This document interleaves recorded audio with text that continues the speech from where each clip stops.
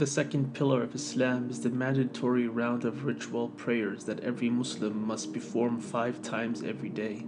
The Islamic method of prayer is a ritualized form of worship which involves the recitation of verses of the Holy Quran and supplications to God, all while standing, bowing, and prostrating. This mandatory act of worship is called Salah in Arabic and differs substantially from the act of praying or supplicating to God in an impulsive act, just speaking one's mind. Rather, the Salah demands a formalized structure in which you pray a certain way at specific times, as demonstrated to us by Prophet Muhammad, drawing direct inspiration from Angel Gabriel, who in turn learned it from God Himself.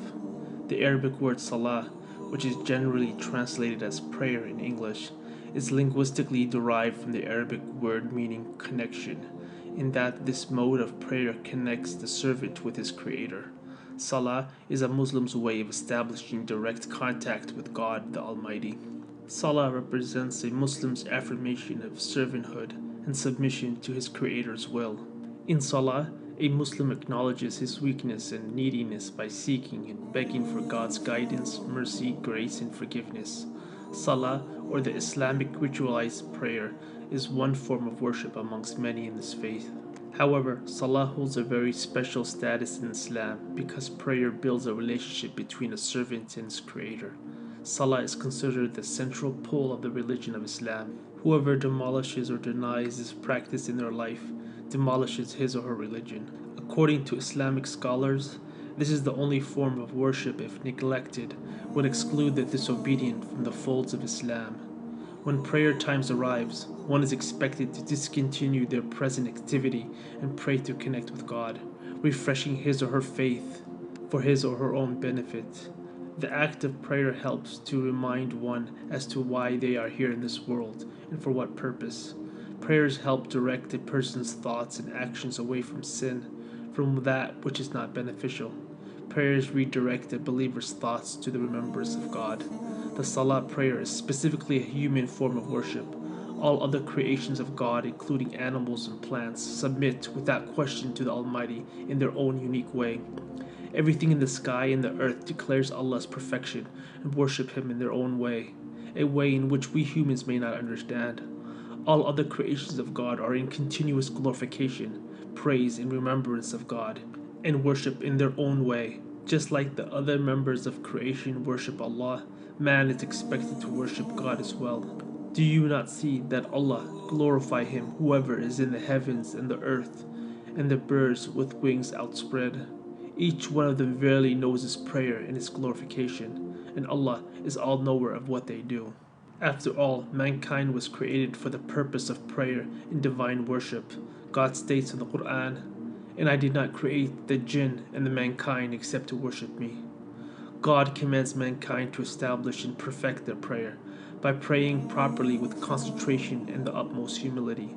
It is the duty of every Muslim to work and practice to perfect their prayer technique, which is a lifetime commitment.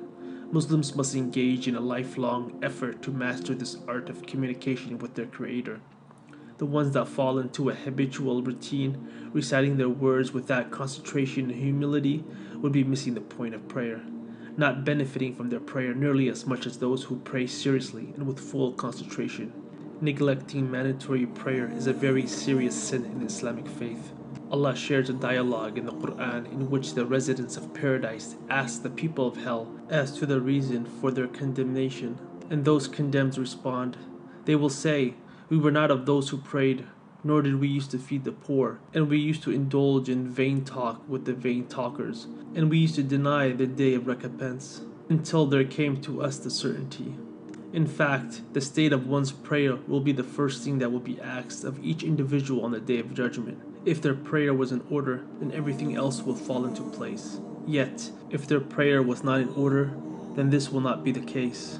The Messenger of Allah stated, "The first of man's deeds for which he will be called to account on the Day of Resurrection will be Salah.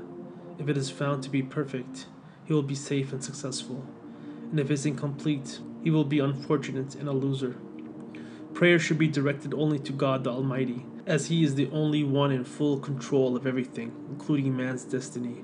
He is all-powerful, all-wise, all-knowing, all-hearing, and is able to fill anyone's needs and remove any and all of man's pain and miseries.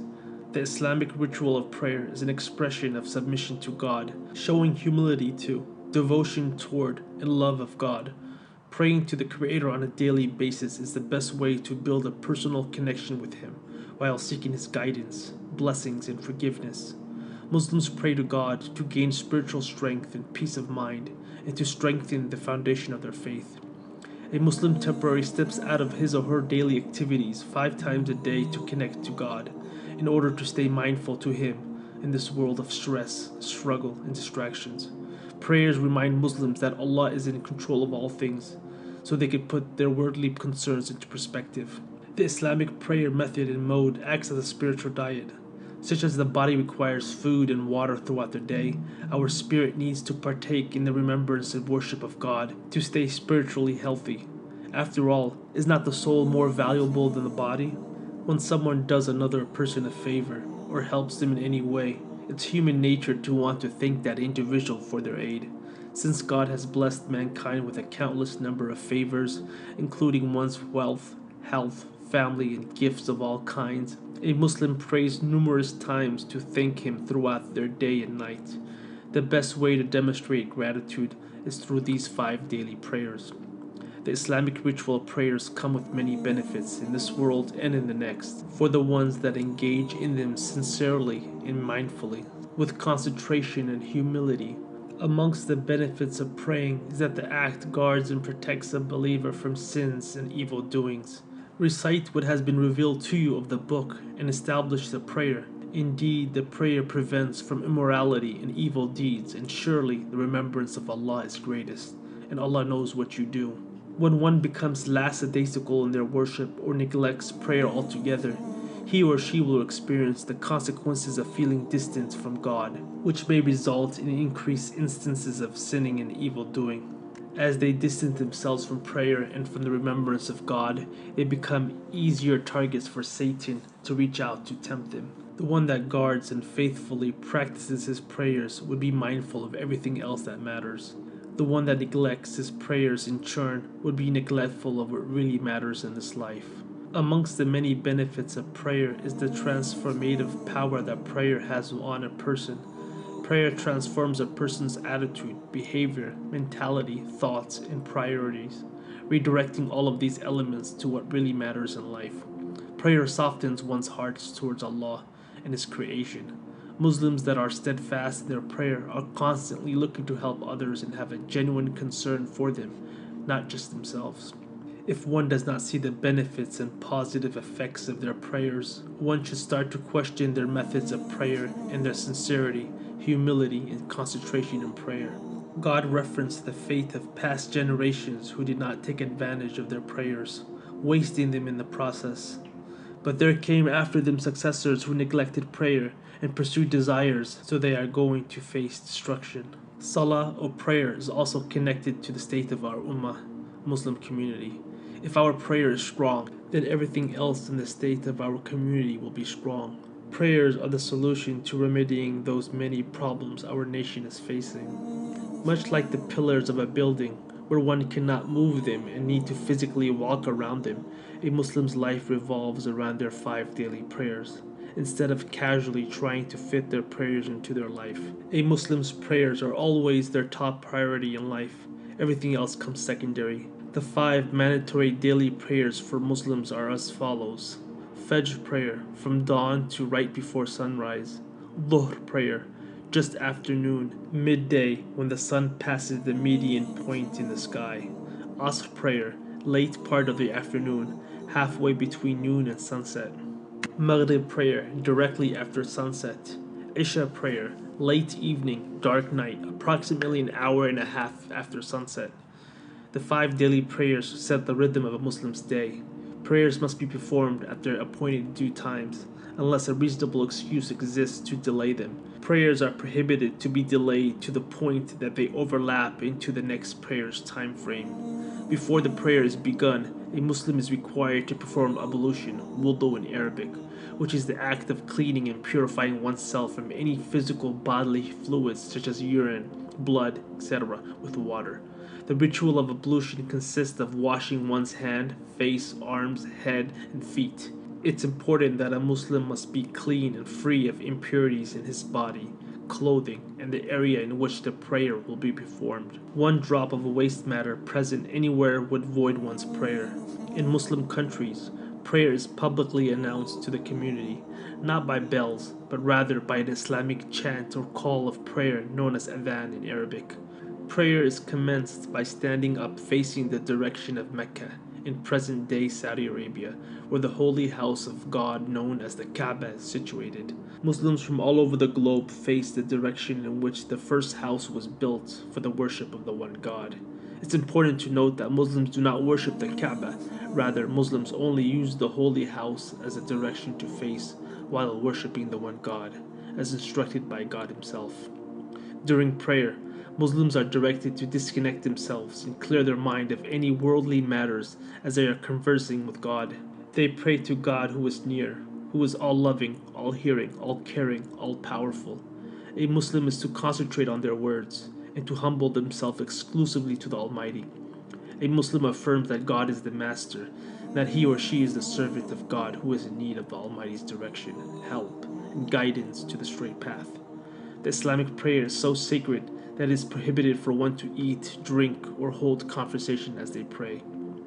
Muslims are commanded to pray in the way that was taught by Prophet Muhammad. The Islamic prayer movements consist of standing, bowing, and prostrating.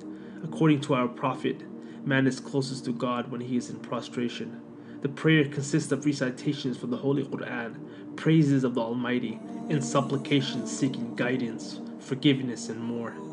An established prayer and give zakah and bow with those who bow in worship and obedience. While not mandated, it is highly encouraged for one to even awaken in the middle of the night to pray to God, as this is a common practice of righteous people.